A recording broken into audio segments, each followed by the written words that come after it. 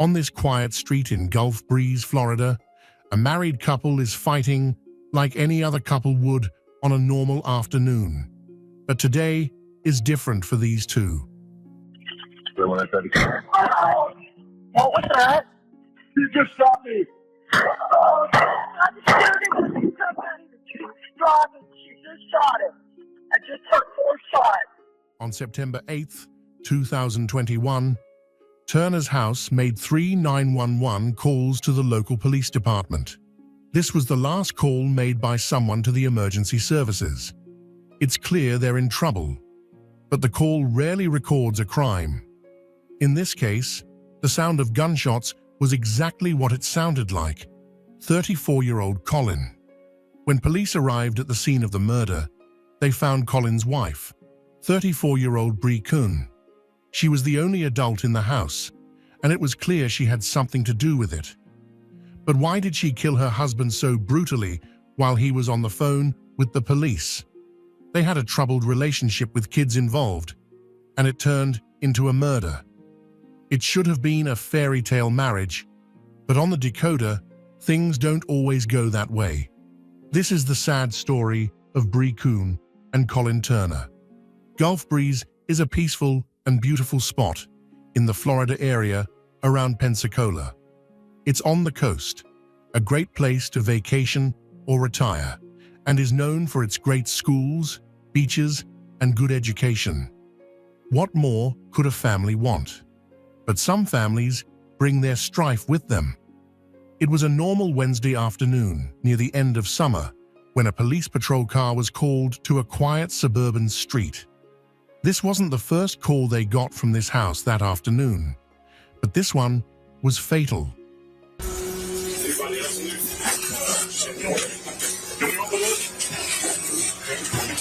The cops had to crawl under the door to get into Colin Turner's garage, which was now a crime scene. When they got inside, they found Colin dead on the floor and covered in blood. I don't know who he is, but he's in the garage.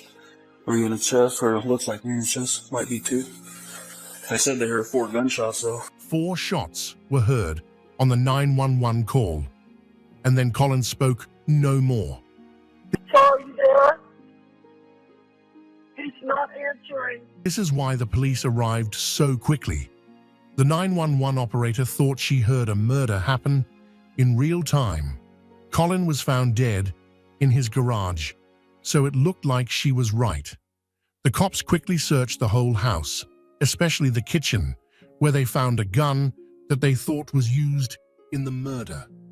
It looks like it's in the holster. Yeah. But it's stuck behind the toaster. Stuck behind a toaster. The gun was hidden in the kitchen. The victim was locked in the garage, and the kids were just across the street. They had been in the house when their father was killed. When the police arrived, they found 3 kids there. 2 were Colin and Bree's kids, ages 4 and 3, and the third was Bree's 12-year-old daughter from a previous relationship. Bree was talking to her daughter on a neighbor's porch about what had happened. She told her that everything would be fine and that she was sorry. And when I spoke to her, I asked her if she was all right, and she said that I shot him. Bree admitted right in front of her daughter that she had shot her husband just minutes after the killing. She told me that she shot him because he was going to take that she shot him because he was going to take my children. Bree looked like she was shocked. Are you in shock? Well, do me a favor. Can you, Is he alive? they're working on him right now. Okay. At first, she didn't seem to know that she had killed Colin. But as the cops patted her down, the horrible truth hit her. He was dead. I saw him and I tried to help, but he was dead. Well, let's not talk about that right now, okay? My kids don't have a dad or a mom now. And it's my fault. And you're right. I'm a murderer. You're not listening to me. You're not on arrest right now. You're being detected. No, you should arrest me. I killed my husband. Bree was having a rough time. She was sure Colin was dead, but then she said it was possible he wasn't. Hopefully I just shot him. Maybe he's not dead. He should not be dead. How come they're not going to get him? The ambulance. Colin was already dead from his wife's hands, so the ambulance wasn't going to come get him. She seemed very sorry for what she did. She knew it wasn't right, so why did she do it? How did this normal afternoon become so sad and end in death? In May 1987, Bree Kuhn was born. She finished from East Mississippi Community College in 2012 when she was 25 years old, and then joined the Navy, which is where she met Colin Turner from Georgia. Colin and Bree were the same age. He was in the U.S. Marine Corps for 14 years and worked his way up to gunnery sergeant before getting a medical release for a traumatic brain injury. He then became a stay-at-home dad to his and Bree's kids. Bree stayed in the Navy and became a leading petty officer at Naval Air Station, Pensacola. This could have left Colin feeling let down and resentful while he took care of the kids, but he kept himself busy by studying for a degree in electrical engineering online. He had been accepted into a master's program at Johns Hopkins University and wrote on his Facebook profile that he would start studying there in January 2022. But sadly, that day would never come. It's not clear what brought these two together or what they had in common other than being in the Navy and both having kids from previous relationships. They were committed to building a life together, and their first child was born in 2017 and their second in 2018. However, things seemed to be going badly in their relationship recently. Colin recently tagged Bree in a Facebook meme that said, "Fun fact, most archaeologists are women because they are naturally good at digging up the past." Bree had been using Facebook to ask for advice about divorce lawyers, writing that she thought the case would probably be ugly, contested one involving children and property. Something very bad had happened between this loving couple, so bad that they broke up in murder on September 8th. The police were called 3 times, but both times they failed to stop the worst possible outcome until they got to the scene and found the man they had been talking to dead on the floor. The first 911 call came in at 12:53 p.m. Colin and Bree got into a big fight, and Bree was the one who called the police. Got a shotgun and her pistol in the bedroom with her. Okay. And my pistol is on the dashboard of my truck. Bree said that Colin was being violent with her. What's going on today, ma'am? So my husband is trying to take the kid. He threw me on the floor and pushed me against the wall. And this all happened today? This happened. We've been having issues over with the weekend. What are the issues about? Just typical relationship stuff. His go-to is to use the kids against me. So Yes. he's trying to take them to Georgia. And I don't want them to go. The kids kept talking over the officer because they wanted to show him something. They didn't seem to understand how dangerous it was, brewing above their heads, or maybe they were just used to it. Maybe this was how a typical day in Bree and Colin's house went, with the fear of violence always there. I have appointments with attorneys. I don't want him in the house. He ran me over the weekend. I just want You got any marks anywhere? You got any bruises or anything? No. The problem is I got to be able to prove it. Bree wanted the police to take her husband out of the house because she said he had attacked her, but she didn't have any proof, and the police told her that her word wasn't enough. We're not going to get involved with you guys taking the kids or separating the kids or saying that this parent or that parent can take the children. That's not unless there's a protection order or a domestic violence injunction or something from a court. If you want, I'll get you a statement and get you started on that. Fill it out. Tell me what happened today. I can understand the kids can get out of here and I can fill them out at another time. The police officer told Bree that giving a full statement would be the first step in getting a court order against Colin if what she said was true, but she refused, saying that she might do it later because her kids came first. The police then talked to Colin. Was at any point in time did it get physical? I told you I tried to grab my daughter last night, and she got physical and stopped me. So I backed off at that point. That kind of allegation is the last thing I need. Bree showed up with bags to pack his things, possibly to get him to leave. The couple kept fighting. I'm not leaving the kids with me. Borderline rage last night, and it's continuing to now. I figured out I was trying to take my kids. Give space between the two of us, not take the fucking kids away from her. I got you. I'm the primary caretaker of the kids, the only caretaker of the kids. Colin gave a very different account.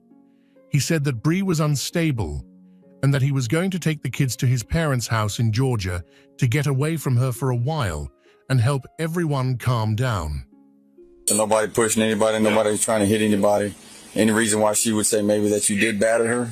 She has borderline personality disorder, and it's a textbook thing for people with that disorder to do, is make false allegations. While Bree was on active duty in the Navy on September 8th, she had been unrestricted duty in the past for a suicide attempt, which led to a Baker Act proceeding for her to get treatment. She was on medication and attending therapy sessions around the time of the shooting, according to her superior. She had missed some of these sessions and had been skipping work, which were signs that she had been acting erratically, and Colin was adamant that he was trying to calm things down. He wrote a statement to that effect and signed it.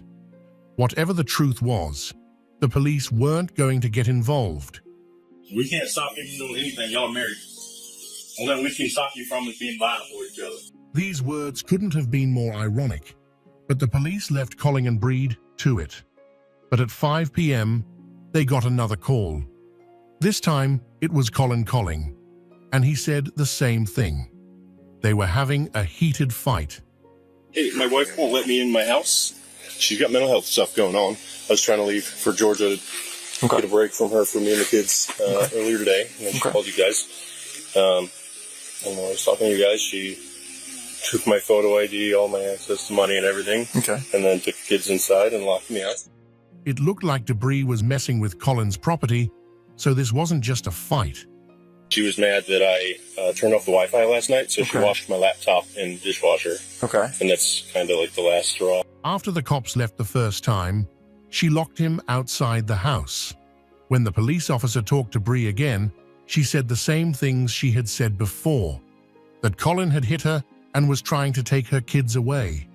She told him that he had talked to her Navy bosses without her knowing. He had been in contact with me, and there's allegations of emotional abuse. Around 2 p.m., that same day, after the first 911 call, Colin called her bosses. He said that Bree had removed their access to the financial information, as well as he put his computer through the dishwasher. It was just a very general, casual conversation like we're having now. It wasn't escalated or anything. It wasn't any holler or screaming. It seemed very reasonable to me. When we look at a couple of things here, we call it spouse emotional abuse. The Navy says when you remove financial capabilities or you start causing damage to people's equipment or stuff, it's a form of emotional abuse. What she did was considered emotional abuse by the Navy. Colin's commanders asked him if he felt safe at home with Bree, and he said he did. They then called Bree to talk about it, and she said Colin was lying. They also asked her the same things they had asked Colin. I asked her if she felt safe with other residents. She said for her and her kids, and she said that she did. But when the police talked to Bree, she told them a different story. She said Colin had attacked her and used her daughter to manipulate her, but the police couldn't do anything because Bree didn't have any proof. If it turns physical at any point, somebody's going to have to go to jail. Okay? State law requires somebody to go to jail. If somebody gets physical and there's an evidence of it, somebody's going to jail. Okay, whether it's you, whether it's her, I don't know. Somebody was going to jail, but someone had to die first. The police left for what they hoped would be the last time, hoping that Colin and Bree would get along for for the sake of the kids. They couldn't have been more wrong. An hour later, at 6:22 p.m., Cole and Bree called 911 again, but this time, something was different. Hi, you guys have been out to my house twice today, and then most recently, the deputy talked my wife into let me in the house, and then she locked me in the garage, and I tried to break my arm when I was trying to get back inside. She locked the door behind me. A day of getting worse. Domestic fights ended in a deadly shooting. His death was confirmed by an autopsy report. He was shot in the back in what seemed to be a random attack. Is there any doubt in your mind whatsoever that the wounds in Mr. Turner's back are entrance wounds? I have no doubt whatsoever. Even though Bree said Colin was beating and manipulating her, she locked him in the garage so he couldn't get away when she came at him with a gun. The police already knew who killed Colin, but they interviewed Bree to find out why. I talked to a lot of people tonight, okay? But I feel like your voice is the most important. I don't want to give you the opportunity to kind of explain or maybe give us a little bit of insight exactly what happened tonight. Bree went over the day's 911 calls and said again that the fights were about the kids. He said that since I had tried to play myself, a couple months ago, that the judge in the world would give me custody of children. He threw me on the ground.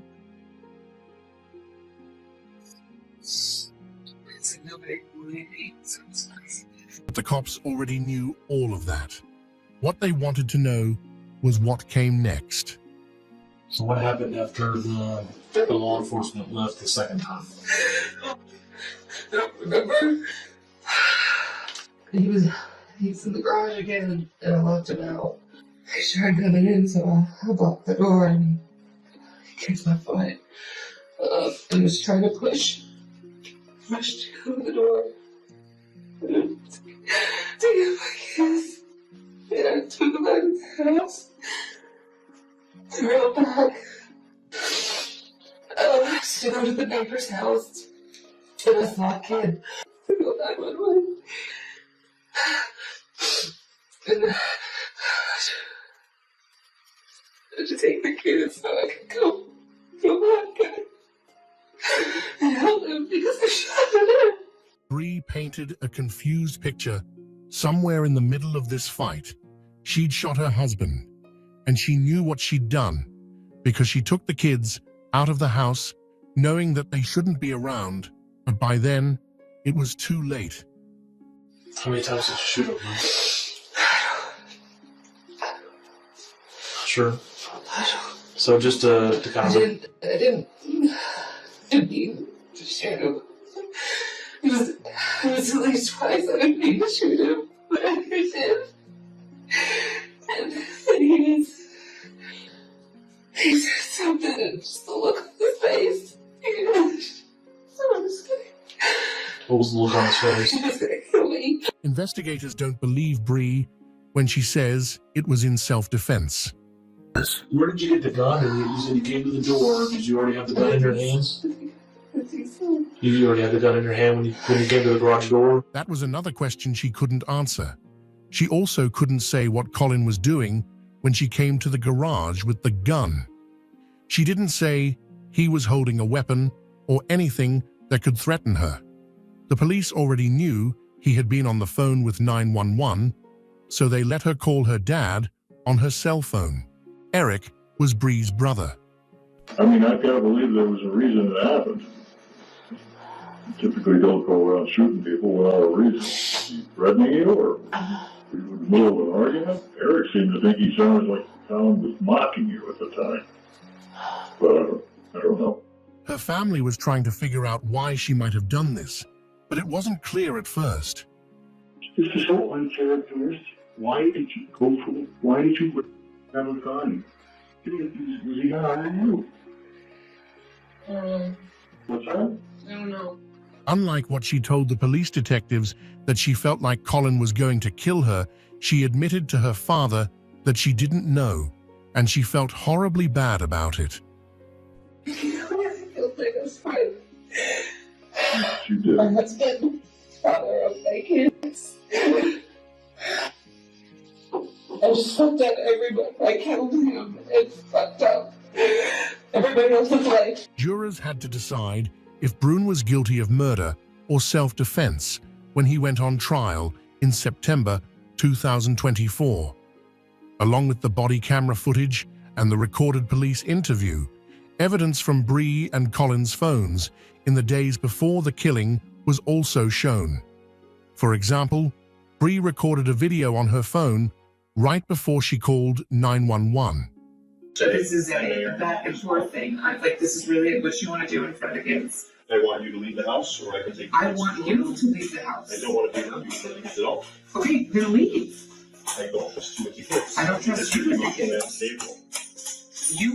You're on disability for being emotionally unstable. Or for drug gang. Colin was kicked out of the Marines because of a traumatic brain injury a few years ago, which Bree's defense used as an example of irrational and unstable behavior. However, both sides had medical issues that could have affected their judgment, so this argument didn't hold water. Bree's ex-partner, who is the father of her 12-year-old daughter, also testified that he had received text messages from Colin at 12:55 p.m. on the day Colin was killed, right around the time Bree was recording the cell phone video. Colin said, "Hey man, Bree's losing it. She ran my laptop through the dishwasher last night because I turned the Wi-Fi off. I'm planning on getting out of here with the little kids, but she's already told me she'll press charges if I take Kylie with me. I don't know what you can do legally, but I wanted to give you a heads up." As Bree's ex-boyfriend replied with sympathy, Colin told him that Bree was going downhill and making bad decisions. The ex-boyfriend answered at 6:09 p.m., 13 minutes before the shooting, and Colin said, "You're gonna be worse before it gets better too. She's always told her stories about you, and I thought you sucked, but now that I think about it, she's crazy as hell and probably did the same stuff to you." Colin was locked in the garage when Bree's ex-husband talked to her current husband in real time. He never replied again, but after the shooting, Bree called her ex and told him he needed to come get their daughter. I said, "Why do I need to come get my daughter?" And she said, "I just shot Colin." And I responded, I said, "Why?" And she said, I don't know. Bree's behavior toward her husband was getting worse. She cut him off from his money, so he had to ask for help from the Navy, and it had only been the night before. She had stolen his laptop and locked him in the shed. No Way Out was the latest in a long line of crazy actions, but he couldn't have expected her to kill him, as his shock on the 911 call shows. At first, Bree had planned to appear in her own trial along with an expert witness who would tell the jury that Bree had PTSD and had been abused by her husband. However, this did not happen. She chose not to after talking with her lawyers for almost an hour. Bree's brother Eric was the only witness for the defense. Eric said that on September 8th, she had been on the phone with Bree and that he almost heard the shooting. What exactly did you hear in terms of a physical altercation? Can you describe it? I heard things banging. I heard my nieces and nephews crying and yelling. I heard my sister saying she was being hit. I heard Colin yelling, and I heard, like, I wouldn't know how to describe it. Things hitting the ground or things being hit, like bumped or something, like slams. So things are being hit, and she's telling you Colin is hitting her. Is that correct? You don't know what's going on. Obviously, you can't see what's going on, can you? Had only heard the altercation. He hadn't seen it. He relied on what his sister was telling him. Did Bree ever mention a gun to you?